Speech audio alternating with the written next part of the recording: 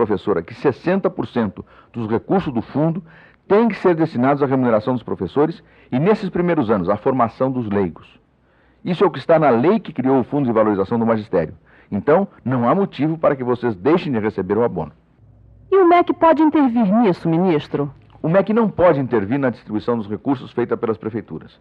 O MEC assessora os municípios na execução do fundão, que deve ser fiscalizada pelos tribunais de contas, pelas promotorias públicas e, principalmente, pelos conselhos de acompanhamento do fundo. Quando é preciso, o MEC apura irregularidades em conjunto com esses órgãos. Os conselhos de acompanhamento têm que ter representantes dos professores, não é, ministro? Devem ser formados por representantes do governo e da sociedade, professores, pais de alunos, funcionários das escolas e das secretarias de educação. Os membros do conselho têm livre acesso às informações para acompanhar todo o movimento do fundão. E o extrato bancário da conta do fundo fica à disposição do conselho no Banco do Brasil. Quando as determinações legais não são cumpridas, o Ministério Público e o Tribunal de Contas do município precisam ser acionados.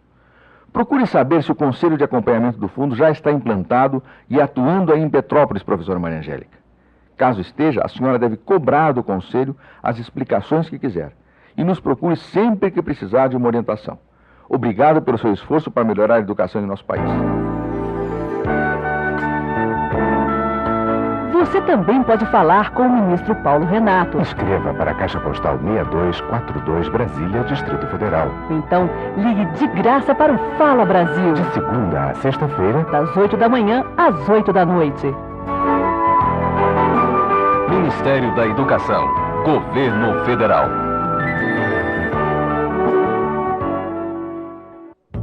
Cestas de alimentos da Conab para os municípios em situação de emergência por causa da seca. 7.692 famílias vão receber neste final de semana cestas de alimentos do Programa Federal de Combate aos Efeitos da Seca, nos seguintes municípios. Na Bahia, Cipó. Em Pernambuco, Agrestina. No Piauí, Juazeiro do Piauí e Pavussu. No Rio Grande do Norte, Francisco Dantas, Martins, Messias Targino, Rafael Godeiro e Rodolfo Fernandes. Se houver irregularidade nas cestas de alimentos do Programa Federal de Combate aos Efeitos da Seca, fale com o seu representante na Comissão Municipal. Ou telefone para a Sudene, 0800 81 2666. A ligação é gratuita. Todas as denúncias são investigadas pelo Ministério Público. Momento Criança. O Fundo das Nações Unidas para a Infância pediu aos países da ONU, em caráter de emergência, uma contribuição de 136 milhões de dólares para ajudar mulheres e crianças vítimas de guerra, conflitos armados e desastres naturais. Segundo a diretora do Unicef, Carol Bellamy, mais de 55 países enfrentam hoje alguns desses problemas. Só em Kosovo, na Sérvia, 65 mil crianças faltaram à escola no ano passado por causa da guerra. Momento Criança. Produção Andi Unicef. Horário brasileiro de verão, 19 horas 25 minutos. A Voz do Brasil. Produção Rádio Brás. Para você, uma boa noite. Boa noite. Você vai ouvir agora as notícias do Poder Judiciário. Boa noite. Ministro Nery da Silveira é eleito presidente do Tribunal Superior Eleitoral. Supremo concede prazo à União para contestar a ação apresentada pelo governo gaúcho. Esses os destaques desta sexta-feira, dia 12 de fevereiro. Participe da escolha das melhores páginas brasileiras na internet. O Supremo Tribunal Federal é um dos finalistas. Você pode e deve participar. Vote. Basta acessar a página do Supremo no endereço www.stf.gov.br.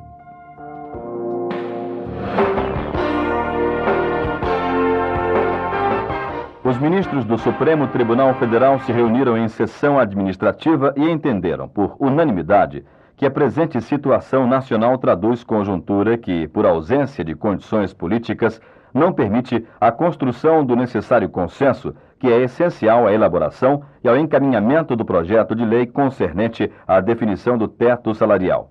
A decisão foi anunciada pelo presidente do STF, ministro Celso de Mello. Ele informou, no entanto, que o tribunal permanece inteiramente aberto ao diálogo institucional. O ministro Maurício Correia deu prazo de 60 dias para a União contestar a ação apresentada pelo Estado do Rio Grande do Sul no Supremo Tribunal Federal. Na ação, o governo gaúcho pede a redução do valor que o Estado destina para pagamento da dívida com a União. Pede também o aumento do número de parcelas e a ampliação do prazo de financiamento da dívida. O governo do Rio Grande do Sul alega que vai comprometer em 99 com o financiamento da dívida 12,5% da receita líquida real do Estado.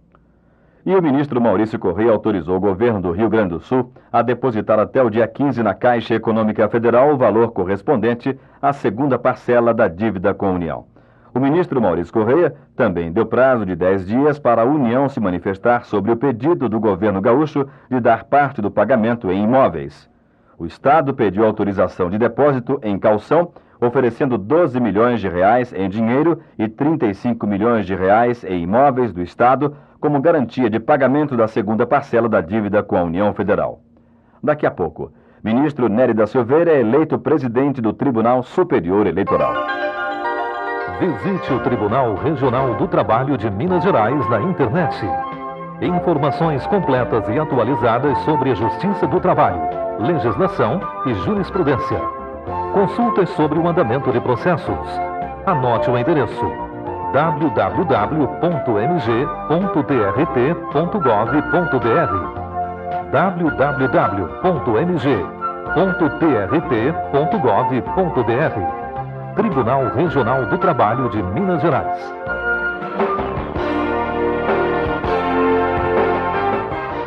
O ministro Nery da Silveira foi eleito presidente do Tribunal Superior Eleitoral durante sessão do TSE realizada na noite desta quinta-feira. No início da tarde de ontem, o ministro Nery da Silveira foi eleito no Supremo Tribunal Federal para um novo biênio como ministro eleito, ou melhor, efetivo do TSE. Os ministros do STF, que integram atualmente o TSE, são Nery da Silveira, Maurício Correia, eleito vice-presidente, e Nelson Jobim. O novo presidente do TSE nasceu no município gaúcho de Lavras. Em setembro de 1981, assumiu o cargo de ministro do Supremo Tribunal Federal. Foi eleito para o TSE pela primeira vez em 1983, onde chegou à presidência no período de 85 a 87. O ministro Nery da Silveira realizou o recadastramento eleitoral e deu início à informatização da Justiça Eleitoral. Ele foi vice-presidente e depois presidente do Supremo Tribunal Federal entre 89 e 91, quando implantou a informatização dos serviços e criou o Banco Nacional de Dados do Poder Judiciário. Atualmente, o ministro Nery da Silveira exerce a presidência da segunda turma do STF. E, por eleição no Supremo, foi reconduzido ao cargo de ministro efetivo do TSE, onde exercia a vice-presidência desde junho de 97. O Supremo Tribunal Federal declarou inconstitucional a emenda da Constituição de Mato Grosso que determinava que o Tribunal de Contas do Estado apreciasse as contas da mesa da Assembleia Legislativa por meio de parecer prévio, sem a necessidade de julgamento. O STF tomou a decisão no julgamento da ação apresentada pela Procuradoria-Geral da República. Os ministros do Supremo, seguindo o voto do relator Sepúlveda Pertence, entenderam que a emenda violava a Constituição Federal, que exige julgamento para apreciação das contas da Assembleia.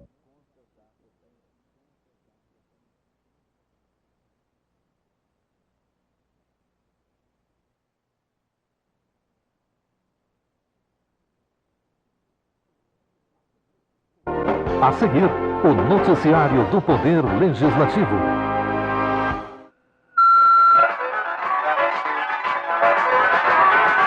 Jornal do Senado. Pedro Simão pede votação urgente de quarentena para dirigentes do Banco Central. Tião Viana cobra combate e prevenção da hepatite. Alguns tipos de hepatite matam mais do que a AIDS. Em todo o mundo, mais de 300 milhões de pessoas estão infectadas. No Brasil, quem mais sofre são os habitantes da região amazônica. De acordo com estimativas da Associação dos Portadores de Hepatite do Estado, que tem 2.500 filiados, 45% das amostras coletadas pelo Banco de Sangue do Acre estão infectadas pelo vírus da hepatite B. Para Tião Viana, a situação exige medidas efetivas e ágeis para se estabelecer uma política de controle e prevenção da doença. Primeiro, que a Comissão Nacional do Ministério da Saúde de Controle das Hepatites tem um debate com a sociedade amazônica, com a comunidade científica amazônica e ache os caminhos prioritários, tenha senso de prioridade, o que se vai fazer a curto e a médio prazo em relação à doença.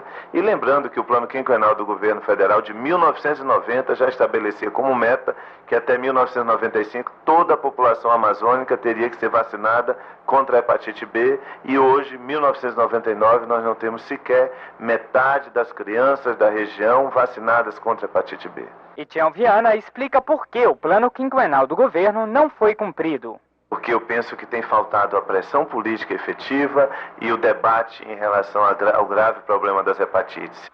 O senador Carlos Patrocínio teme que o novo Código Penal, que está sendo elaborado pelo Ministério da Justiça, aumente os casos de abortos legais. O anteprojeto do novo código torna legal o aborto em casos de grave risco de saúde da mãe e casos de estupro. Carlos Patrocínio, que é médico, disse que é difícil definir esses casos.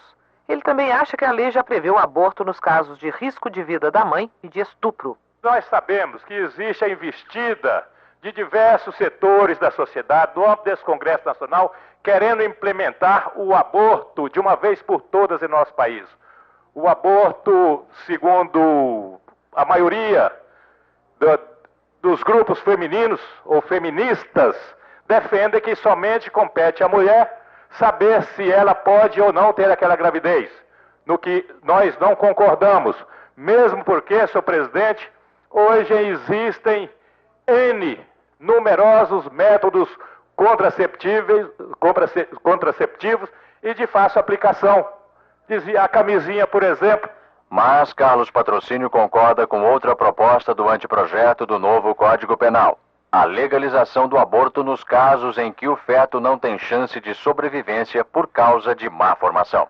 Na primeira semana depois do Carnaval, as comissões permanentes do Senado voltam a funcionar, já com os novos componentes, indicados pelas lideranças dos partidos. Essas comissões são importantes. É lá que os projetos e emendas constitucionais são estudados, discutidos e votados antes de irem a plenário para a votação final. A reportagem é de Nara Ferreira. O presidente do Senado, o senador Antônio Carlos Magalhães, é quem vai designar os membros das comissões temáticas indicados pelos líderes dos partidos. Além da comissão diretora, são 7 comissões permanentes: a de Constituição, Justiça e Cidadania, a de Assuntos Econômicos, a de Assuntos Sociais, a de Educação, a de Fiscalização e Controle, a de Relações Exteriores e Defesa Nacional e a de Serviços de Infraestrutura. A composição das comissões segue, dentro do possível, a proporção da participação dos partidos ou dos blocos parlamentares. Já os presidentes e vice-presidentes das comissões são eleitos secretamente pelos seus integrantes.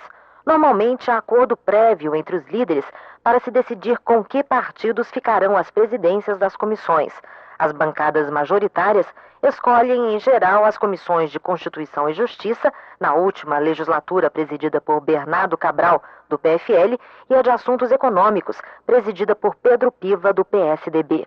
Nada impede, porém, que um senador se lance presidente da comissão no momento da votação. A eleição ocorre já na primeira reunião de instalação dos trabalhos das comissões. E quando retomar seus trabalhos, a Comissão de Assuntos Econômicos vai sabatinar o novo presidente do Banco Central, o economista Armínio Fraga Neto. Aliás, a indicação de Armínio Fraga Neto trouxe de volta a discussão da necessidade de uma lei impondo quarentena aos diretores do Banco Central. É que o economista trabalhava para um dos maiores especuladores do mundo, George Soros. O Senado já aprovou um projeto impondo a quarentena. O senador Pedro Simão espera agora que a Câmara apresse a votação. A reportagem é de Patrícia Novaes. O projeto aprovado pelo Senado está na Câmara dos Deputados, junto com outra proposta enviada pelo governo. Pelo projeto aprovado no Senado, diretores e presidentes do banco não poderão ter trabalhado em instituições financeiras privadas 4 anos antes de assumirem cargos no Banco Central. Também ficam impedidos de exercer atividades em instituições financeiras 4 anos depois de deixarem a presidência do banco. Simão disse que em países como os Estados Unidos, esse impedimento é obrigatório. Ele explicou por que o que se convencionou chamar de quarentena é tão importante. O diretor do Banco Central, ele reúne tantas informações sigilosas, tão importantes, de todas as pessoas que trabalham na área, que quando ele for trabalhar para uma empresa, ele leva enormes vantagens para essa empresa e deteriora todo o ambiente no setor. Simão lamentou que no Brasil o prazo para presidentes e diretores do Banco Central exercerem atividades em instituições financeiras privadas ainda não seja lei. E o que a gente vê no Brasil é que o cidadão pertence a uma entidade financeira internacional, no dia seguinte vem para a direção do Banco Central, depois sai da direção do Banco Central e volta a prestar serviço a uma organização internacional. Isso é um absurdo. O novo senador do Mato Grosso do Sul é Juvencio César da Fonseca, do PMDB. Ele já foi prefeito de Campo Grande e tem uma cobrança a fazer aos governos: eficiência administrativa. A reportagem é de Bruno Lourenço. Juvencio César diz que a experiência de ter governado 2 vezes a capital de seu estado lhe dá uma visão mais completa dos problemas a serem enfrentados pelo Brasil. Juvencio diz que o momento não é de radicalizações e, em tempo de dinheiro curto, deve-se buscar a eficiência administrativa.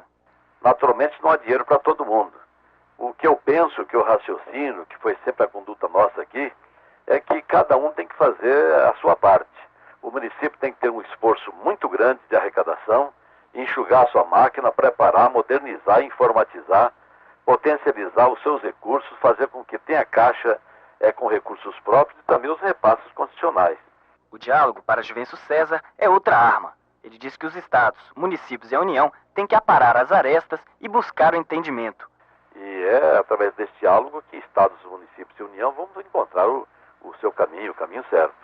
Fora desse entendimento, se nós tivermos que medir forças, ver quem é que realmente tem mais condições na justiça ou tem mais condições no grito, eu tenho a impressão que isso causa um prejuízo muito grande para a nação inteira.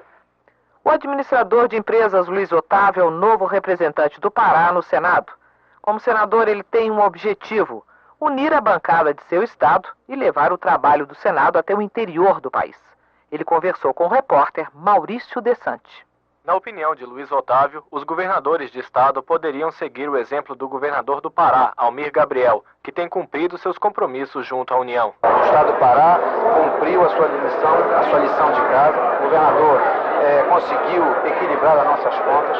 Hoje nós somos um dos 5 estados que realmente tem uma situação econômica muito boa e pode, com isso, fazer investimentos na área, principalmente da infraestrutura, para gerar emprego, gerar renda para o nosso estado e para o nosso país. Para Luiz Otávio, o governo federal passa por uma séria crise de credibilidade junto ao povo brasileiro. Por isso, o senador sugere que o governo procure informar melhor a população sobre a situação da economia. Como senador, Luiz Otávio também pretende diminuir a distância entre a Casa Legislativa e o interior do país. Porque com a interiorização, com certeza o Senado poderá ver a realidade do que está acontecendo com o nosso povo. E não termos só as discussões, que são muito importantes, as discussões temáticas, as discussões de comissões, mas também nós possamos ir lá na outra ponta, onde o povo realmente mora, onde ele vive. Termina aqui o Jornal do Senado. Ouça agora as notícias da Câmara dos Deputados. Boa noite e um bom feriado de Carnaval. Jornal Câmara dos Deputados. Atividade dos deputados federais em Brasília. Moratório de Minas Gerais é debatida na Câmara. Pela liderança do PDT, Fernando Zupo leu nota oficial de Leonel Brizola, que, em nome de todos os pedetistas, presta solidariedade irrestrita ao governador mineiro Itamar Franco, incorporando-se à luta de Minas Gerais.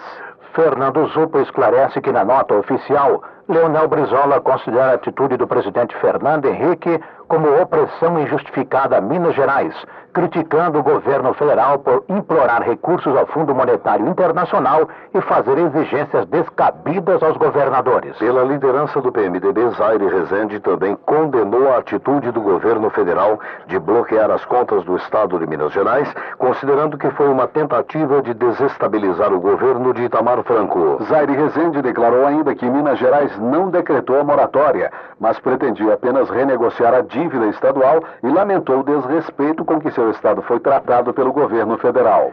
Segundo Zaire Rezende, Minas tem um déficit de 170 milhões de reais por mês e já estava em desordem financeira e administrativa quando o governador tomou posse e não pôde continuar pagando os juros da dívida de cerca de 18 bilhões de reais. Antônio Feijão, do PSDB do Amapá, comentou a convocação do alto comando da Polícia Militar de Minas Gerais pelo governador Itamar Franco. Na opinião de Antônio Feijão, o povo será o grande perdedor no combate entre as lideranças de Itamar Franco e o presidente Fernando Henrique. Antônio Feijão voltou a reclamar do distanciamento do Senado Federal na questão do endividamento dos estados. Paulo Mourão, do PSDB do Tocantins, criticou os governadores de oposição que tentam renegociar as dívidas dos seus estados com a União. Segundo Paulo Mourão, o presidente Fernando Henrique fez muito bem em cancelar a reunião com os governadores, porque eles não estão preocupados com ações administrativas e sim com atos políticos. A situação é mais séria porque esses governadores estão com preocupação de um ato político, não das soluções administrativas e saneadoras nos seus estados. Porque quando nós vimos esses governadores se reunirem em Minas Gerais, o governador de Minas Gerais, Itamar Franco, não poderia, em hipótese alguma, fazer uma ação tão extremada como esta que ele fez. Isto provocou situações adversas e isto fez com que esses governadores de oposições levassem ao presidente não um compromisso para as soluções dos seus estados, mas uma carta de ultimato, como foi essa carta do Rio Grande do Sul. E fez muito bem o presidente suspender esta audiência que estava marcada, porque o presidente não pode, de forma alguma, deixar se passar por fraco, deixar se passar por pressões de quem quer que seja. Paulo Mourão disse que a crise que atinge o Brasil é um fenômeno mundial e que as eventuais dificuldades de alguns estados devem ser enfrentadas pelos governadores com cortes e redução na folha de pagamento. Não é possível, como o estado de Rio de Janeiro, que compromete 80% da sua receita com gasto pessoal, como é o caso de Alagoas, que compromete 74%, como é o caso de Minas Gerais, que compromete 80%, como é o caso de Mato Grosso do Sul, que compromete 65%, como é o caso do Rio Grande do Sul, que compromete 85% da sua receita somente com folha de pagamento. Isso não é possível. Esses governadores têm que se reciclarem, têm que adotar medidas duras nos seus estados, porque é um momento difícil, porque passa o país. E o presidente Fernando Henrique Cardoso, com a sua postura serena e de equilíbrio, haverá de fazer a transposição deste furacão e levar o país, num futuro bem breve, para um céu de brigadeiro, para a calmaria, fazendo com que as políticas de produção possam ser as alavancas que vão trazer o país para a normalidade, para o equilíbrio econômico-financeiro. Sebastião Madeira, do PSDB do Maranhão, frisou que o país está mergulhado numa crise de graves proporções, resultante de erros cometidos ao longo de muitos anos que sempre privilegiaram a concentração de renda e o desemprego. O quadro atual, entretanto, resulta, segundo Sebastião Madeira, de uma crise política que agrava o quadro econômico em que a união dos poderes públicos é substituída por projetos individuais. Sebastião Madeira espera que na reunião marcada para o dia 26, entre o governo federal e os governadores, sejam encontradas soluções que permitam a continuidade da tarefa de ajustar as contas públicas e renovar o Pacto Federativo. O deputado José Carlos Fonseca Júnior, do PFL do Espírito Santo, afirmou que em breve deixará o Congresso Nacional para ocupar a Secretaria de Fazenda Capixaba e contribuir para o esforço de reconstrução do Estado empreendido pelo governador José Inácio. Na opinião de José Carlos Fonseca Júnior, o colapso do setor público resulta de um processo de longa duração que foi pouco a pouco comprometendo as receitas estaduais com o pagamento de pessoal e inviabilizando o investimento em áreas essenciais à população. Por que aconteceu isso? Na verdade, nós todos sabemos que existe governo como se fosse uma espécie de pacto. A sociedade pactua entre si que vai montar uma coisa que ela chama de governo e que vai bancar essa entidade que se chama governo através dos seus impostos. Mas então a sociedade dá os seus impostos e em troca tem que receber os serviços que o governo deve prestar. Serviços de segurança, ruas limpas, enfim, todos os serviços de saúde, de educação, serviços públicos que a sociedade pode e precisa cobrar do governo. No caso do Espírito Santo, esses anos todos de distorções e de irresponsabilidades, e isso eu falo de décadas, e atribuo a culpa a essa coisa genérica que são os dirigentes, as elites dirigentes do Espírito Santo, não é culpa deste ou daquele governo, dessa ou daquela categoria, e muito menos é culpa dos servidores do Estado. Os servidores, na verdade, são vítimas desse processo terrível que cabe a nós agora corrigir. Então, o que aconteceu? O pacto foi rompido na medida em que 95% da receita, portanto, do que entra no Tesouro do Estado todo mês e que fica no Tesouro do Estado, 95% disso é comprometido apenas para pagar o servidor.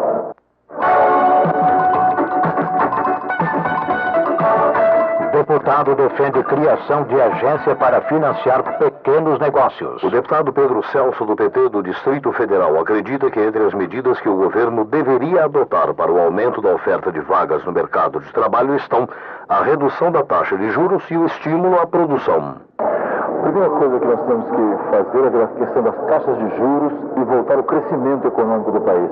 Enquanto isso não vem, ou acompanhado disso, é preciso políticas de financiamento das micro e pequenas empresas, dos microempreendedores, qualificação profissional e investimento na educação. Esses são alguns dos rumos e propósitos para o combate a esse grave problema do desemprego. Pedro Celso defendeu ainda a criação da Agência Nacional para a concessão de microcréditos que permitam a implementação de pequenos empreendimentos. A questão do microcrédito é discutida hoje a nível internacional. Eu pessoalmente participei de uma conferência na cidade de Washington que contou com a participação de mais de 130 países. Então é preciso que o Brasil também comece a discutir com mais seriedade e com vontade política a questão do microcrédito. A proposta da criação de uma agência nacional de microcrédito é no sentido de que as experiências que existem a nível nacional, que são muitas, elas possam estar sendo dirigidas, possam estar sendo planejadas a partir de um órgão central que vai deliberar sobre a questão do crédito, a questão da qualificação profissional, a questão dos financiamentos, a questão da comercialização e as formas melhores para que esses microempreendedores possam crescer. Pedro Celso lembrou que durante a sua gestão à frente da Secretaria de Trabalho do Governo do Distrito Federal, pôde realizar uma experiência importante na área de pequenos créditos que foram concedidos a várias atividades. Olha, muitas, desde a questão de se buscar dar qualificação profissional, de se capacitar o empreendedor, de forma que ele possa saber o que as várias formas de gestão do seu pequeno negócio, de saber separar as finanças do seu pequeno negócio das finanças da sua família, de saber a melhor forma de comercializar, de saber a melhor forma de comprar, de se organizar. Então, nós tivemos aqui em Brasília financiamento a costureiras, a pedreiros, a marceneiros, até a carroceiros. Nós chegamos também a financiar a compra de animais para que ele pudesse trabalhar. O jovem que quer ingressar no mercado de trabalho. Isso com recursos do próprio Distrito Federal, de uma forma bastante desburocratizada, não exigindo as garantias que normalmente se pedem em empréstimos, e essas pessoas puderam então implementar os seus negócios, ampliaram a sua participação no mercado, geraram mais emprego e renda para si, para sua família e para os vizinhos.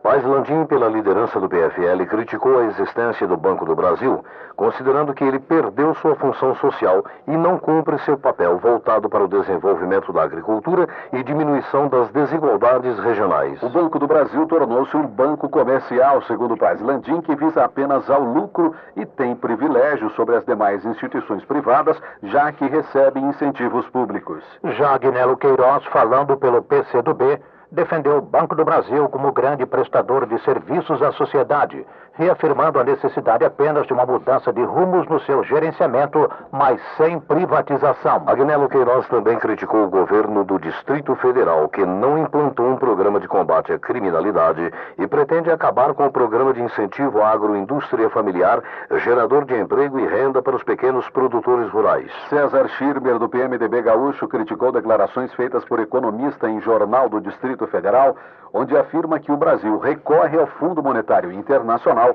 em razão dos erros cometidos pelos políticos. César Schirmer considerou cômoda a situação dos economistas, pois, segundo ele, quando algum plano dá certo, estes técnicos recebem todos os méritos. Mas quando algo não funciona, são os políticos que permanecem para reverter a situação de crise como a atual. O deputado Paulo Paim, do PT gaúcho, voltou a criticar o valor atual do salário mínimo, que, segundo ele, está hoje próximo de $65. Paulo Paim considerou que este valor é um dos menores do mundo.